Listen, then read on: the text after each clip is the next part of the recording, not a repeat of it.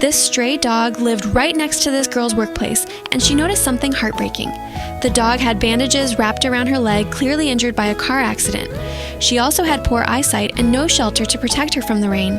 So the kind girl bought her a small house. Months later, the stray dog gave birth to an adorable puppy. The girl visited them every day, watching the devoted mother always feed her baby first before eating anything herself. One day, the girl arrived to find the mother dog frantically searching everywhere. The puppy had been hit by a car and didn't make it. The heartbroken mother sat in the same spot for days, waiting for her baby to come home. To help heal the grieving mother's heart, the girl brought other friendly dogs to visit.